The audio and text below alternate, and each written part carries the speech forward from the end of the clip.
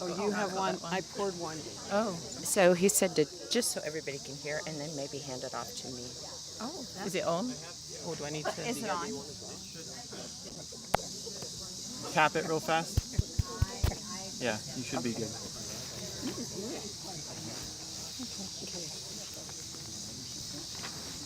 Well, thank you everybody for joining this for celebration of life for John.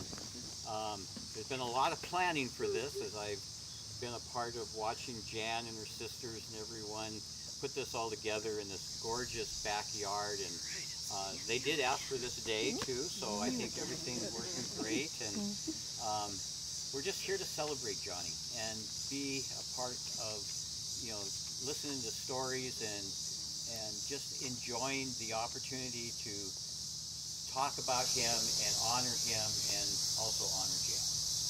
So we're going to start by having the obituary read. Sarah? Who wrote this? Oh, Sarah wrote the obituary. Okay.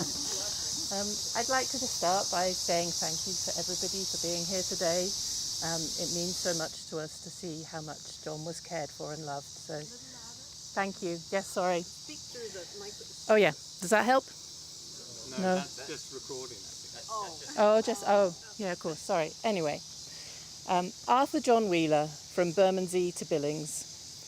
Arthur John Wheeler, John, Johnny, Dad, born April 1st, 1931, Bermondsey, London, England. Died January 16th, 2025, Billings, Montana. Loving husband to Janet, Jan, father to Kevin, Andrew and Sarah, grandfather to Louise, Matthew, Lucian, Louis, Lottie, Tilly and Astrid. Passionate about education and its ability to help individuals make their lives better, Dad, after a short spell in the construction industry, dedicated his professional life to teaching craft, design and technology. Always keen to explore new paths and make a better life, Dad embarked on a career teaching with the British Forces in 1965, taking his young family to Malaya, now Malaysia, then to Singapore, to the former West Germany in 1971, and finally back to the UK in 1981. While doing substitute teaching towards the end of his career, his children were surprised to find out he'd been asked to teach a home economics class, as Dad couldn't boil a potato, let alone bake a Victoria sponge cake. Dad was a great lover of sports, playing in his younger days both cricket and soccer. He also played squash into his 60s and enjoyed telling tales of victories over much younger opponents who he'd give the runaround to on the court. He supported Surrey Cricket Club and Millwall football team through their ups and downs. Millwall, it was mainly their downs. Travel and history were other great passions and inspired many trips that shaped the course of his long life. Following the death of his first wife Barbara in 1995, Dad turned to travel to put some joy back into his life. On a flight to South Africa, he had the great fortune to find himself seated next to Janet Stevens, who was taking a year's sabbatical from her own teaching career and joining the same group holiday. John was smitten, and after quite a bit of wooing, Janet and John married in 1999 on the Isle of Skye in Scotland. On moving to Billings, where Jan lived, Dad continued to teach in one form or another, whether coaching the local soccer team or helping young school kids improve their reading skills. In this last chapter, Dad enjoyed a wonderful life with Jan, relaxing in this beautiful garden that she'd created, time with their dogs, evenings out at Enzo's, and the odd glass of wine or tipple of Bailey's. Dad's was a life well lived, perhaps the most important lesson he leaves us with.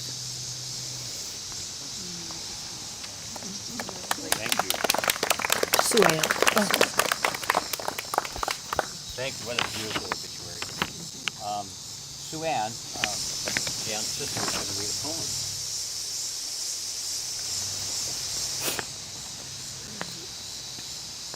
This is a poem by Mary Elizabeth Fry. Do not stand at my grave and weep. I'm not there, I do not sleep. I'm 1,000 winds that blow. I'm the diamond glints on snow. I am the sunlight on ripened grain. I'm the gentle autumn's rain. Do not stand at my grave and mourn. I'm the dew-flecked grass at dawn. Where tranquil oceans meet the land, I'm the footprints in the sand. To guide you through the weary day, I'm still here, I'll always stay. When you wake up to morning's hush, I'm the swift, uplifting rush of quiet birds in circled flight. I'm the stars that shine at night. Do not stand at my grave and cry. I'm not there, I did not die.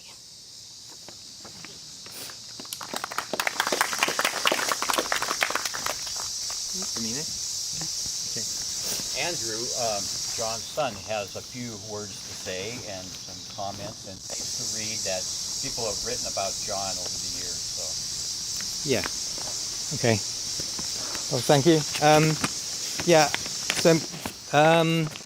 So when Sarah wrote the obituary, Kevin put it up on a Facebook page for one of the schools he used to teach in Germany. So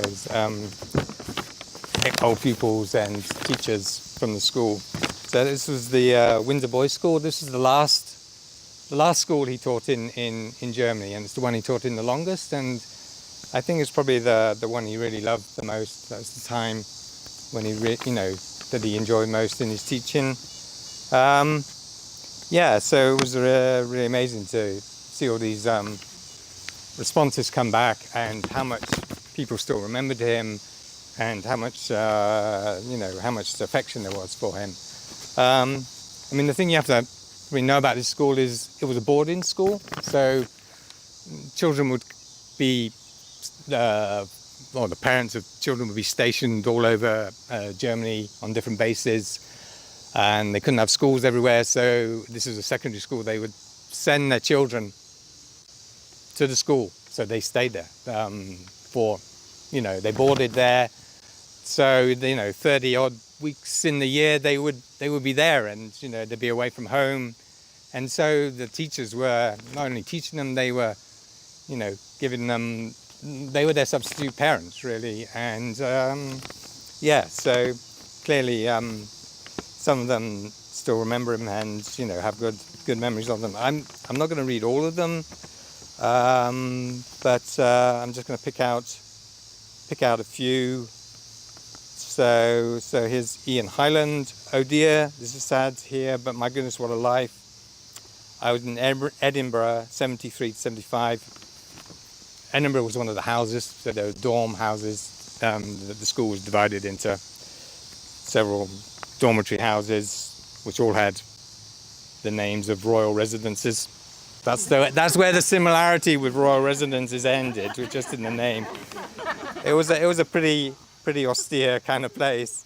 I remember Mr. Wheeler, Bert, well. So Bert was his nickname amongst the boys at school. As you know, Dad called himself John, but his initials were AJ. So there was a big mystery about what the A stood for, and Dad perpetuated the mystery. He wouldn't let on what it was for. So the pupils decided that it must be something really embarrassing. So they settled on Albert, and therefore it was shortened to Bert, and the name stuck. And it's incredible. Most of the people here, they call him Bert. So it's still there. Yeah, and I was little Bert. So thanks for that, Dad. I remember Bert well, happily deflecting frequent ribbing about the not-so-mighty Lions. Lions is Millwall Football Club. Lovely obituary for a lovely man. Rest in peace and condolences to his family. Ian Bingham, I'm so sorry to hear the news and send my condolences. He was one of my teachers, 73 to 74. If I remember correctly, I still have a candlestick I made during woodworking in his class. He was a very kind and very caring teacher. Simon Brindley. Sad news, thanks for letting us know. I have very good memories of Mr. Wheeler, a really decent man. Rest in peace, Bert. Heartfelt Paul Falkus, I remember him. My heartfelt condolences to you and all your family. Remember him fondly as my tech drawing teacher, and also admit getting slippered from him. And there's quite a few here that mention the slipper. The slipper was like one of the lesser forms of corporal punishment that you could get at the school, along with hockey sticks, cricket bats, and ultimately the cane if you were sent to the headmaster. Never want to get arrested these days, but you know, back then it was okay. Yeah, sorry, where did I get to? Phil McGregor, sorry to hear the sad news. Kevin, sorry to hear this news, Kevin, who O-level tech drawing in one of the few subjects I enjoyed. Also lower sick TT. Sincere condolences to yourself and your family. I'll just skip to this one at the bottom. Stuart Devro, sorry to hear the news, Kev. Your dad was an absolute legend, a proper gentleman, and the best teacher I had at Windsor Boys School. He once gave me a 9.75 in tech drawing because he said nothing could ever be perfect. So that's Dad. And then I also have a message from my very oldest and dearest friend, Stephen. He was also a pupil at the school. I forgot to mention, Kevin and I had to go to the school as well. But we got to come home at the end of the day, which was a great relief. So Stephen was my oldest friend, and so he's known Dad, you know, pretty much as long as I have. And his father was also a teacher at this school. He was going to come, but that didn't happen in the end. Anyway, he sent a message. I'm so sorry that I couldn't come to say farewell to John in person. Not having seen John for many years, my main memories of him go back to school times when we used to live in Ham in Germany. He was the kind of father anyone would have wished to have. A big-hearted, calm, friendly dad who always meticulously looked after the old Volvos he drove. He taught one of the most exciting subjects at our school, technical drawing. If I remember the term correctly, I loved dissecting a military jeep or a tank on graph paper into its individual parts and transferring everything to different views and true to scale. Gave you a feeling of understanding something complex and making it manageable. And John supported us in working as detailed and clearly as possible so that the results looked professional. Amid our stammering in other lessons and clumsy kicking on the football field, the technical drawings from John's lessons were something we could be proud of. Those drawings were a quiet triumph, and John was the steady hand behind them. And he was also one of my favourite instructors at Boy Scouts. Now, he's got his memories mixed up there. It wasn't actually Boy Scouts. It was something called the Duke of Edinburgh's Award, which is like a kind of outward bound thing, and you go and learn how to hike and camp and what have you. And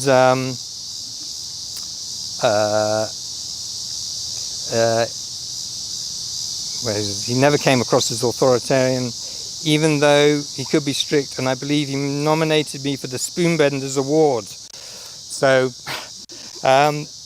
in the summer there used to be a camp if you did this thing, and you'd all go off and go hiking and camping and what have you.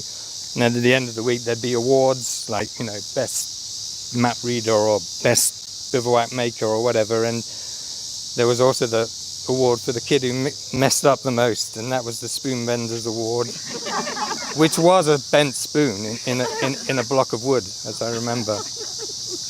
And yeah, and then he goes on to why, and I was in this group, so I remember this very well. I got the Spoonbenders Award after almost blowing up our little hiking group, including me in a bus shelter whilst cooking on a gas burner in the rain. I had decided to change a gas cartridge next to the open flame of a second burner. Yeah, and then it went. But even this mishap was met by John with a wry smile. So what he hasn't added was that as the ball of flame erupted from the bus shelter, and we all went diving for cover, just at that moment, around the corner in the car came the teachers who'd come to check up on us for that night. So it didn't look good. And that's why he got the Spoonbenders Award. In our everyday lives dominated by the military and the barracks of the school, he had a soothing and gentle, calming presence. The 2 or 3 times I met John after our time in Ham, or saw him on a video call from America, I saw an enthusiastic husband in his new relationship with Jan, and an aging father to Andrew. That's me. Who hadn't lost a bit of his joviality, gentleness and warmth. Rest in peace, John. I will always remember you very fondly and warmly with love, Stephen. Yeah. So I just got one little postscript story. So the school, I think that this school, it closed probably about 10 years after Dad had left there, and then in the 90s, mid 90s, I moved back to Germany and I lived in Berlin, which is where Stephen the Spoobender, is where he lived, and just before I was coming back to the UK finally, we decided we'd just go on a little road trip back into our childhood. So we got in the car and we drove across Germany back to this place, Ham, and we mooched around and had a look at all the places we knew, and then we ended up at the school, and it hadn't changed. It was like we'd just walked out of there the day before, but obviously it wasn't a school anymore, and at that time it was a refugee camp,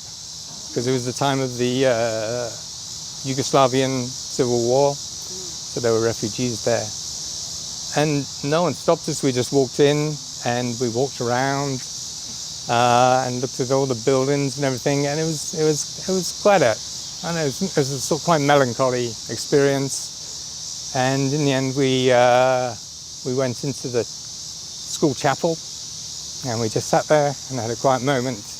And a guy walked in, a German guy, and he said, wanted to know who we were and what we were doing there. So we explained that we used to be pupils there, and that our fathers were teachers there, and and then I said, oh, my father was Mr. Wheeler, and his face lit up, and it lit up, and then he immediately crumpled and started crying, and it turned out he'd been a technician at the school. He'd helped my dad look after the machines in the workshop, so the lathes and drills and what have you. And that'd been his job, and he clearly really loved that job, and he really loved working for John. Okay.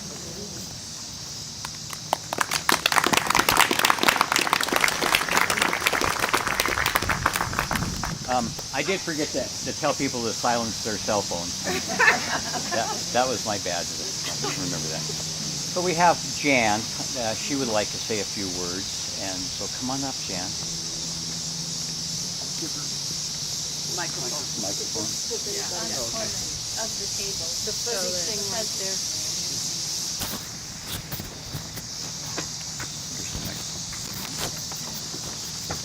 Oh, it's wonderful to see everybody. Thank you for coming. I just wrote down some memories of John.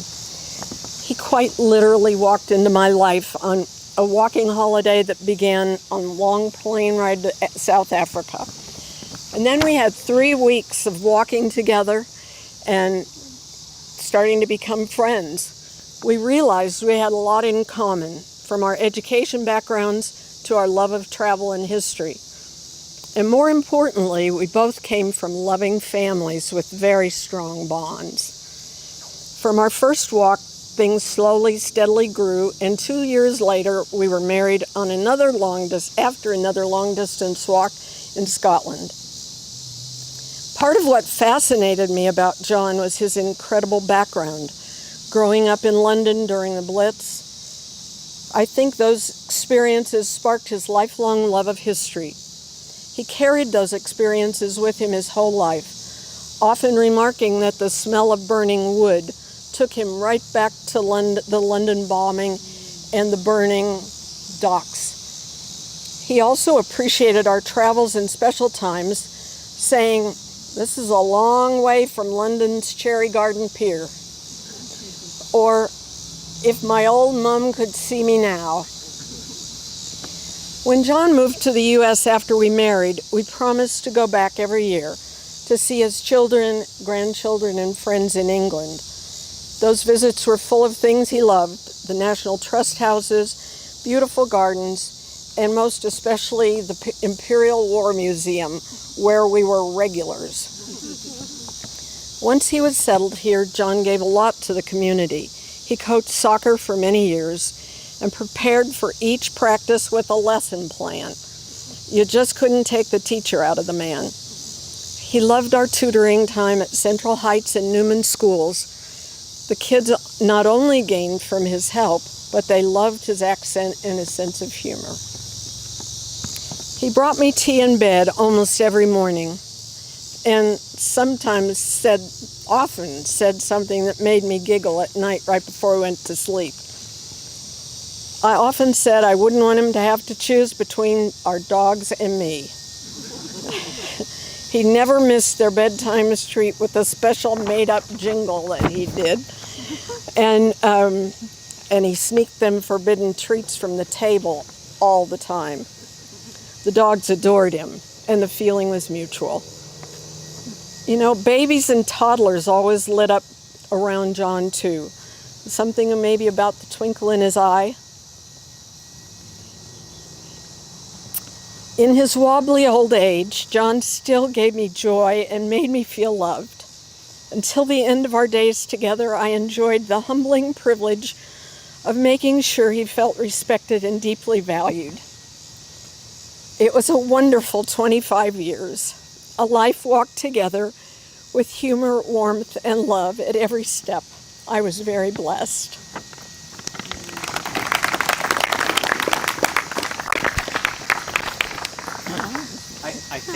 I think Jan left out a little bit about the wooing of Jan. And I think one of your sisters were going to talk about that. Oh, let me. Okay. Okay. This is about the wooing of Jan. Okay.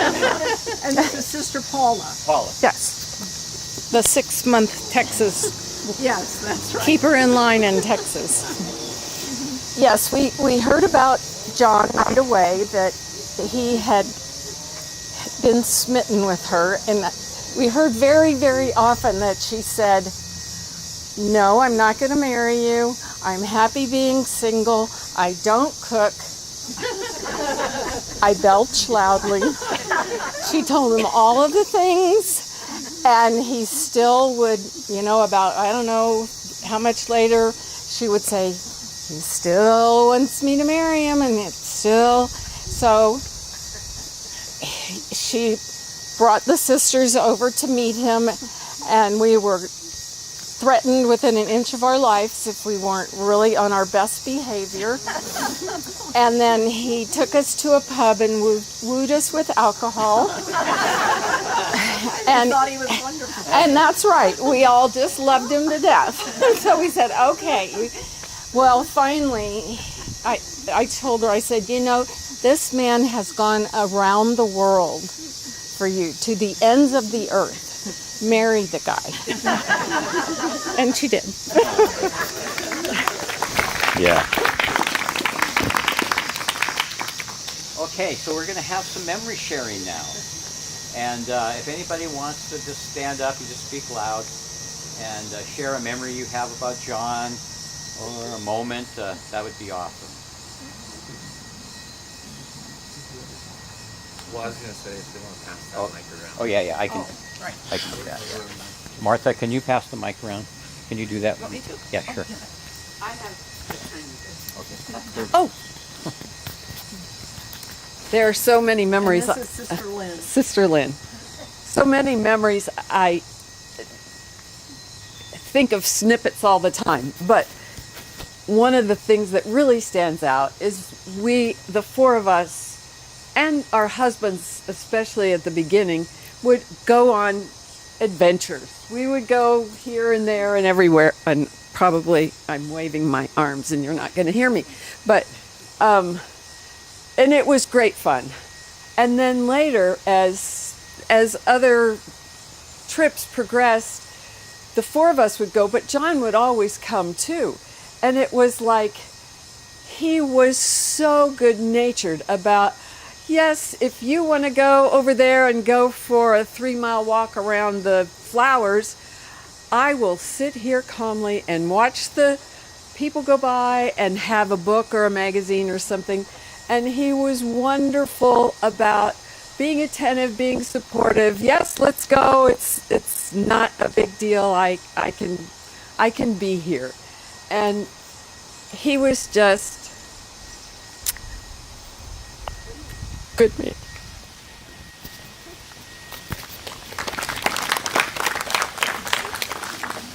Anybody else? Memory?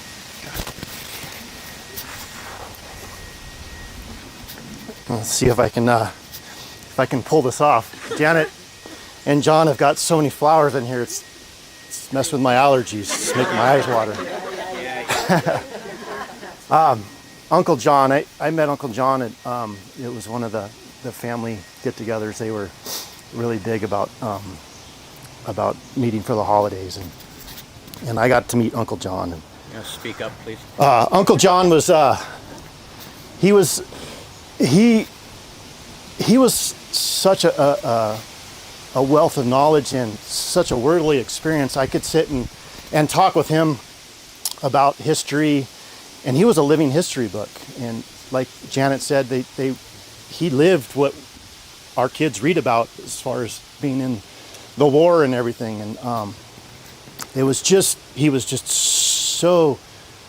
such a good storyteller, and you could tell that he loved teaching, and I cherished all those moments that I got to spend with him. And he loved the fire service, and I'm a fireman in Lake Havasu, and he was always so inquisitive about our fire trucks and the American fire truck and the American, just his 90th birthday, and one of the greatest moments we had when we were out shooting was we had set up a couple of targets, and we had a 89 set up there, and unbeknownst to John, we had put some tannerite in there so it would explode. And as soon as he shot the target, it blew up, and the grin on his face was priceless, and he just loved it, and he was always attentive when we were together. It was amazing. And then the other thing that I always loved is he had that dry sense of humor. He could tell you something, and with his complete straight face, and you'd be like, "You're joking," and then he'd have his big smile on his face. But he was awesome, and I feel blessed that God brought him into my life, and I loved him so much, Janet.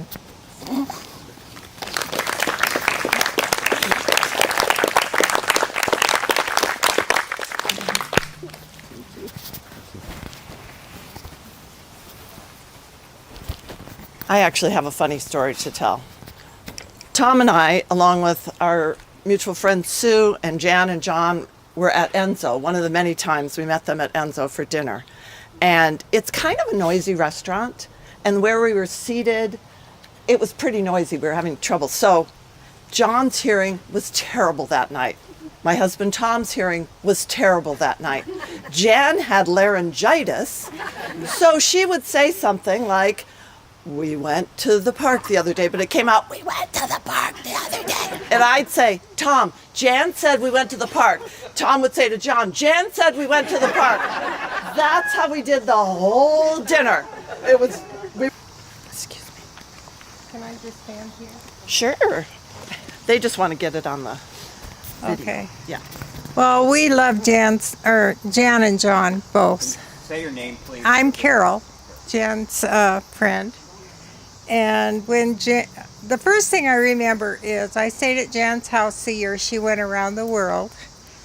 And she came home at Christmas time and said, I met this guy on the plane, I think that was at Christmas, and got to sit with him when we went down to South Africa, and she was telling me all about him, so that was pretty cool. She wasn't really sure about it, but she liked him. She thought he was great. But the big thing about John, both Jan and John, is when he became a U.S. citizen, and we went to Enzo's up on the second floor, and a whole bunch of his friends and people that loved him were there. And he got up to say a speech. And when he got up there, we were all kind of noisy, and he went, like, and it was wonderful. We loved him, but that was a great memory.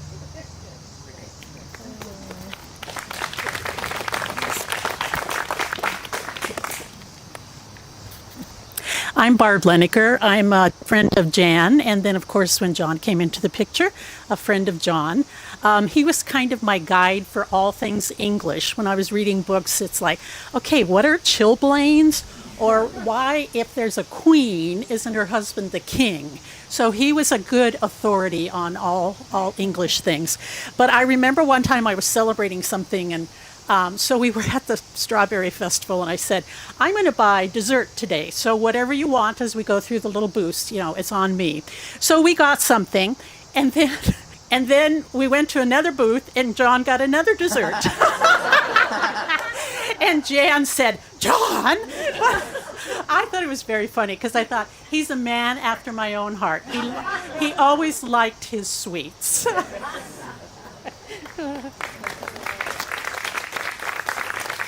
Jan wouldn't let him have them. Oh, yes, she did that time. I'm Tammy, and I'm a buddy of Jan's. We've been walking partners and co-teachers for a long time, or we were. And one of my favorite memories is World War II. And so I thought, what a perfect opportunity to use this historian and former teacher and a guy with a great accent. And the kids were very enraptured, and I even had him read part of the book because I, too, like to listen to his English accent. And then another favorite memory is some friends from church were like, I want to meet this guy. I love English, English people. And so we had John and Jan over for dinner, and he was the hit of the party just because we just like to listen to him talk.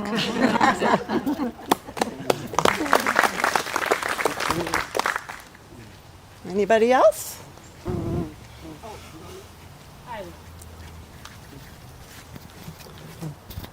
I'm Donna, and we are early morning people, so we have the honor of picking up friends who are going on trips and need an early morning ride. And one of the only people that we picked up constantly was Jan and John, because they were always going on trips and they had to leave early to make all their connections, if you flew to Billings, and ready to go when it was time to go on a trip. Especially, he loves when they were going to Hawaii, even though it was going to be a horrendous flight. He loved to be over there. And Jan always told the story about when he was over there, there was a walkway by their place, and he would take his walker and he'd walk this space, and then the ladies who cleaned the rooms and stuff would cheer for him. And he had that kind of effect on people. And I also remember, it must have been the year after he became a citizen, and they had us for the 4th of July with a whole bunch of other people, and John was cooking on the grill, even though his kids say he didn't cook, but he was making bangers and hot dogs and stuff like that, and he enjoyed doing that. And we celebrated a few Christmases with him towards the end, and he introduced us to poppers. We never had poppers at our house. And poppers and the crowns that go on. So that was a wonderful memory and a bit of England he brought to us. Great. Thank you.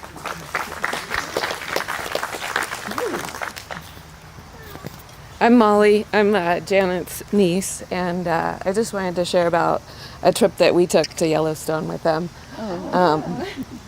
It was just pretty special.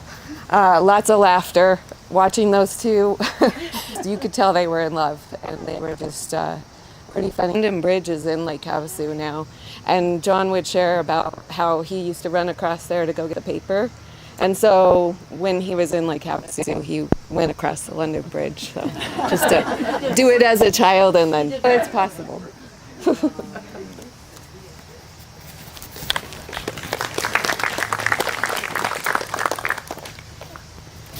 I'm Laura Hartman. We live right here next door. And there was one particular memory. Evan, my oldest, had an assignment to talk with someone about a childhood memory.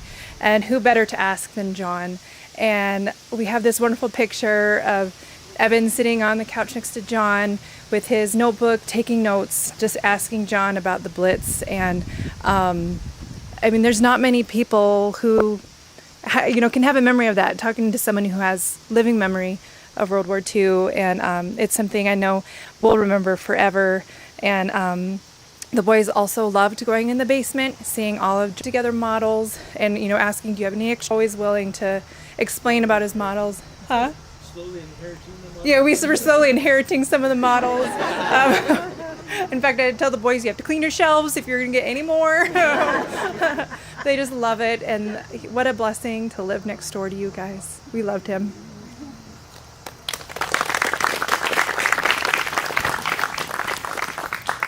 I think there were other hands. Anybody else?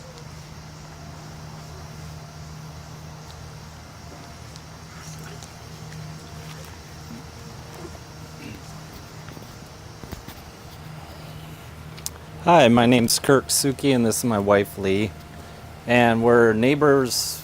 Been 35 years, just to the south here. So, got to see Jan, which, yeah, very lucky to meet John. Over the years, he introduced my son Chase to Frank Sinatra, and my daughter loved coming over here and dog sitting for Jan, and loved the yard. And we just loved having great neighbors to just, hey, they'd pop in over the fence and we'd talk with one another, and just a great, John was just great. And he loved his dogs. And Jan too, yeah. 4th of July, there was a time after he became a citizen, he was really enamored with history, as you probably all know. We didn't have our flag out. And John came over and he just strutted over, and he kind of got this angry look on his face, like, why do you not have the flag hanging from your house? And he goes, do you have one? You have one, don't you? And he gave me a bunch of grief for that.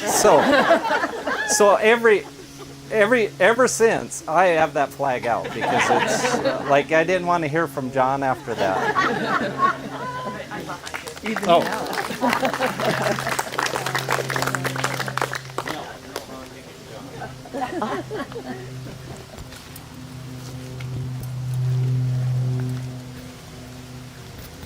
I'm just going to share a couple of childhood memories from when we were in Germany in the 1970s. And being the youngest, I got away with a lot.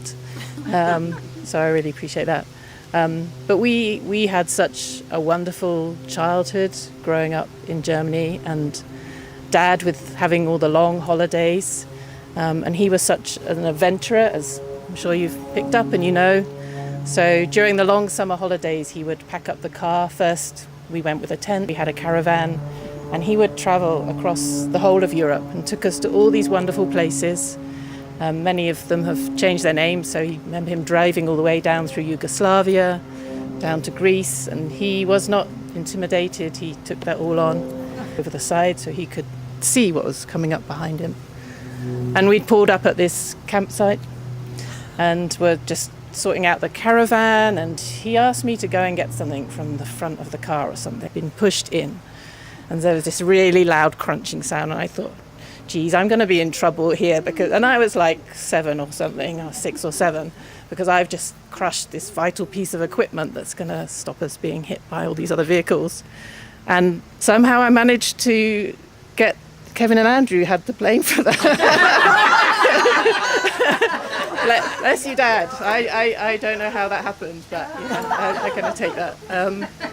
And then just indulge me is just fond memory of, and this is about, you couldn't take the teacher out the man, you couldn't take the teacher out the dad. I just remember again in Germany, every morning before I would go off to school and he would go off to teach, we would sit down on the couch together and he would do my reading with me, he would do my times tables and my spelling. And I just loved that time with my dad. I still can't spell, and thank God for spell checker. But I really appreciate the care and love to live really fulfilling lives through taking all that care and attention. So thank you. I think, Andrew, you might have a comment about how you can always, if something comes into your head, you can always share it with Jan while we're hanging out after. Yeah. Oh, and one other really quick thing. When Harry Potter came out, the kids always wanted him to read part of Harry Potter with the English accent, and it was great, and he was always a really good sport.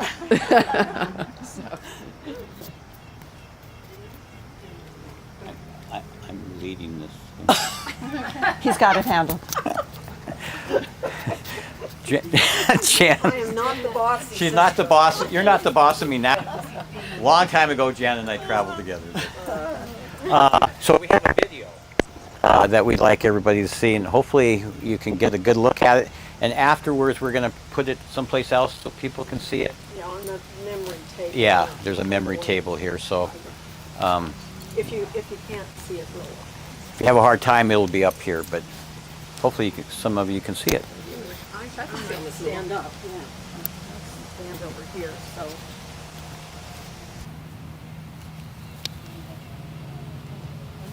Brody, did you feel that fog? First time we've had it.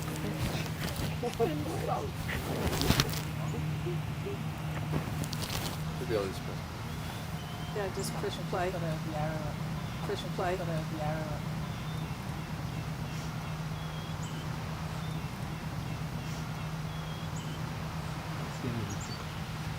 Hard to see with the plane. There. Coming out. No. Coming out. No. Get away.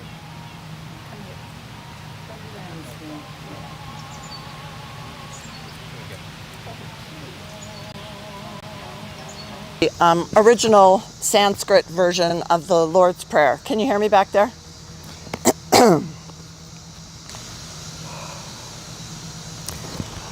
O cosmic birther of all radiance and vibration, soften the ground of our being and carve out a space within us where your presence can abide. Fill us with your creativity so that we may be empowered to bear the fruit of your mission. Let each of our actions bear fruit in accordance with our desire. Endow us with the wisdom to produce and share what each being needs to grow and flourish. Untie the tangled threads of destiny that bind us as we release others from the entanglement of past mistakes. Do not let us be seduced by that which would divert us from our true purpose, but illuminate the opportunities of the present moment. For vision, the birth, power, fulfillment. I can't see. So it is. Amen. Do you have any other? Jan, did you have anything else? No. All right. So the food is over in the patio here, and oh yeah, sure. By the time you get the food, you hope. Yep.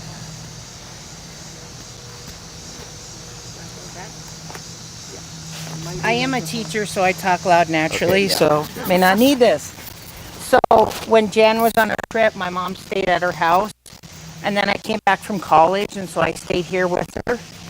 And John's dog, Ben, was here, and we had to do medicine in his ears, and it was like Are you kidding? So I had to hold him. He'd run away, growl at me.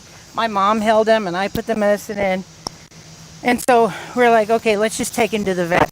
He sat down, the vet steer up, keep it right over there. What is that all about? And we were just dumbfounded by that. And then I'm a golfer, I'm a sports person, so I started talking to John about soccer and cricket and all these things, which I've never really had any interest in until I met John. And so I thought, okay, I'll try to watch cricket. Have you guys tried to watch cricket? No. Games go on forever. And I was like, how do they do the scoring and stuff? And so ever since I met John, I've always cheered for English teams, English golfers, anything like that. And watching it, so I saw John, we could talk about this stuff. So it was really good. We loved him. So, and we love Ben too. What about Jan? Oh, of course, Jan. We love Jan. That's how we knew Jan before we knew John. So, of course.